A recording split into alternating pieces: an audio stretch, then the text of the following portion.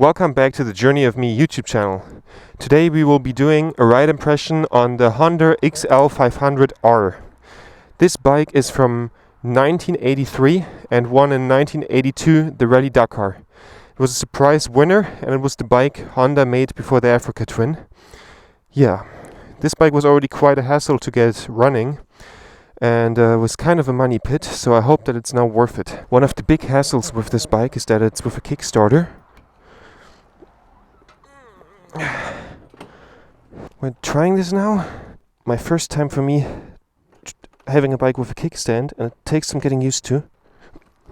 So I always need to find the pressure point perfectly and then just kick hard. Oh! Yeah, and that's how that goes pretty often. The thing kicks back hard.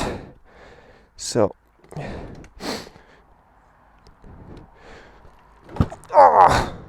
this bike apparently likes to kick back a lot.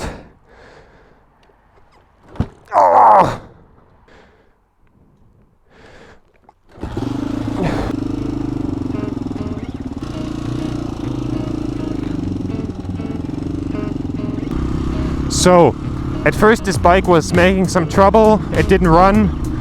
I mean, when I bought it I was able to kickstart it, but then it stopped running really quickly, so I couldn't do the ride impression till now.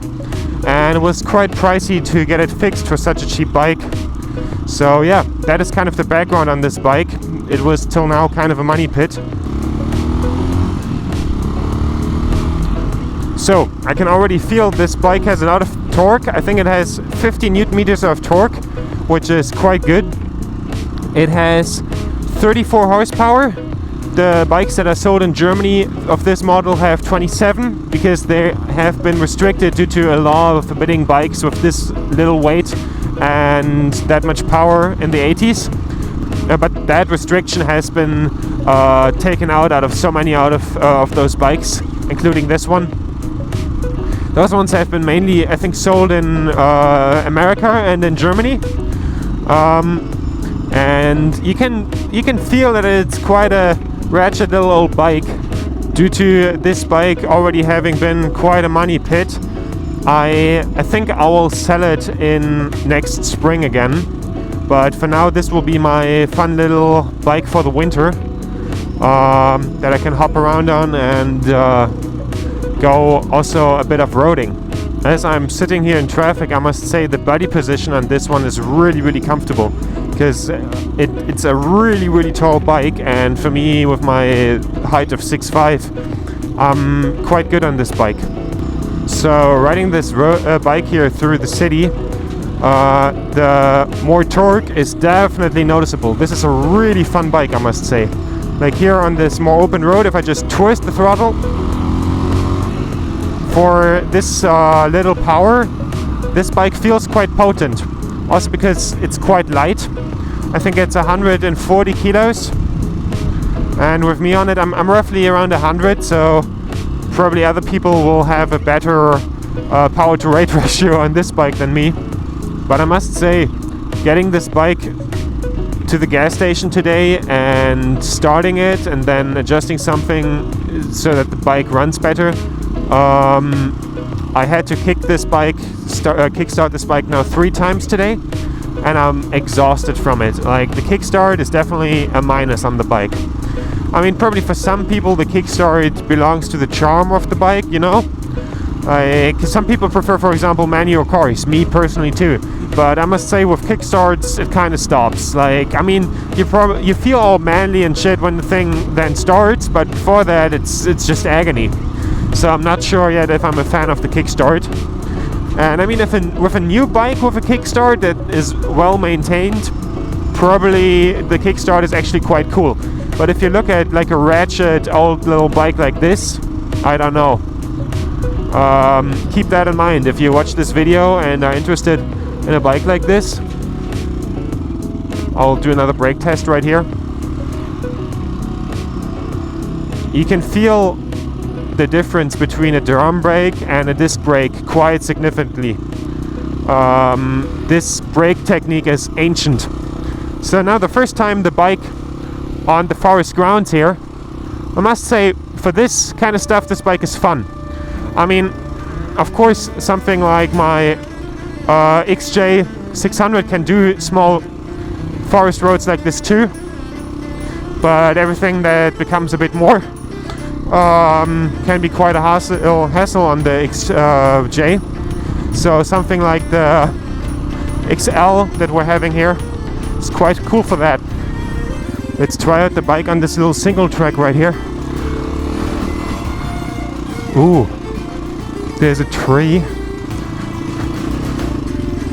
There's a ray around it. We're already getting into some proper adventure right here. Ooh, I think that was a little bit of lift up at the rear. Let's go up this hill! I felt the rear coming up because there was this little root that gave me a kick.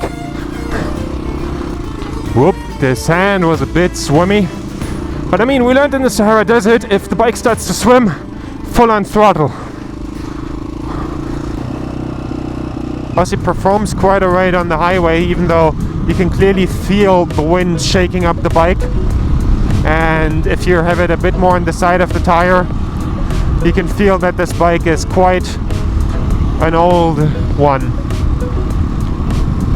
Like as soon as you lean it over a little bit, the front starts to shake. You know, I must say the bike feels cool. Like you feel quite cool on it. You feel properly like Steve McQueen. Even though I must say the idle is quite high. I think I have to adjust the idle screw on this one. I already tried, but it didn't make much of a difference in when the bike was standing still. It seemed like everything would be fine. But I must say the vibration on this bike is really, really strong. Like I feel my hip going numb from the vibration. I mean, it's a one-cylinder. I'm wondering what this bike is, for which type of rider this bike is the right bike for. Because it's quite high, like you should be a taller person like myself. And also, this bike has quite a small tank, so this is more like a fun bike, hopping around town, going on a few single trails. We in Germany don't have many single trails due to regulations being really, really strict on that. So I think it's kind of the right bike for that kind of person. I'm not sure if you could convert it to a Sumo, probably. And I mean, I have the different seat on it, which gives it this little bit of an older look. There's this little BMX track I used to go on when I was a kid. So let's see how this little bike does on stuff like this. I must say, so far quite good. Oh.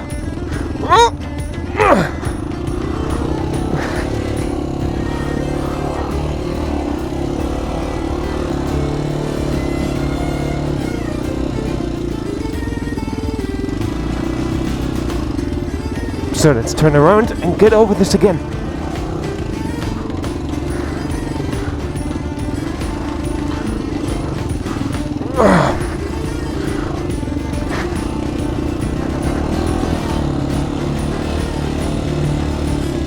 I used to be a lot on this track when I was a kid. So let's go home and try to adjust the screw. I love about this bike that the handling allows for this kind of dirt bike, foot down kind of riding in the curves, which feels really cool on the tinier curves like roundabouts and so on.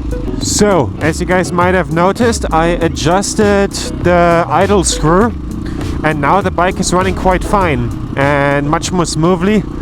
I saw on Google Maps that somewhere here was like a viewpoint where it looked like there was a lot of sand and dirt to maybe explore with the bike on. Ah, da ist so die Feuerwehr gerade. So I must say, on those little forest roads this bike is quite fun, but I don't like the drum brakes that much. The drum brakes are really a handful. I mean, it seems like this bike is quite capable. It handled the BMX track earlier quite well, and basically no forest road is for this one a problem. Let's turn around. Oh, there seems to be a big sand mountain. Is there a way to go there?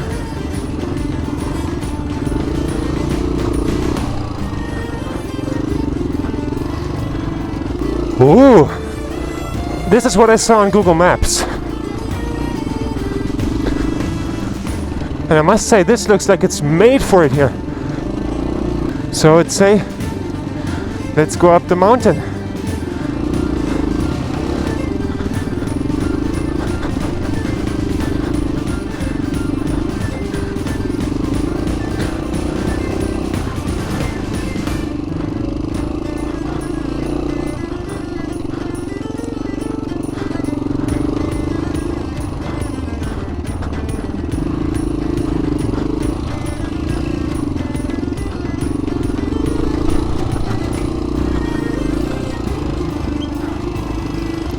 So let's turn around again. I mean, going up the hill was really fun. Going down does not seem as fun, but this is quite cool. I'm happy that I discovered this little thing here. Ooh. I can feel I'm not good enough at this yet.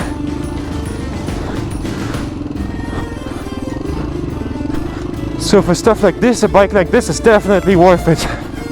You can see a lot of quad tracks on here. Oh!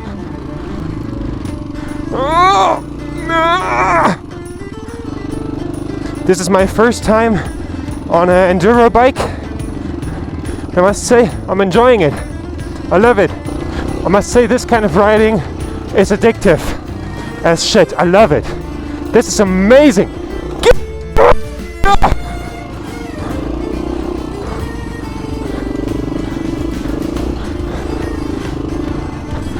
Whoops, this is a deep one.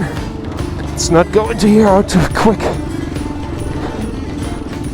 Always, when I have to turn around at the big hill, I'm kind of feeling what other motorcyclists feel when they're not as tall. Because in that moment, on the hillside, I can't reach down with my foot. And that's scary, because I used to flat foot literally everything motorcycle-wise that I can sit on. What I also like, what I'm not really comfortable yet with, on a loose surface you can kind of swing the tail around. I used to practice that a little bit on my Yamaha XJ 600, but with this one it's of course a way different feeling because the bike is way higher, you know? Yeah, this kind of shit, that's what I'm talking about, that's what I meant.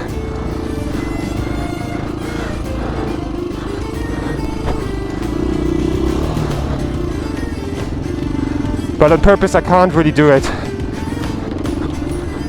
But I must say that I found this is cool because it's also for free, this area here. I just basically drove in and I saw it on Google Maps.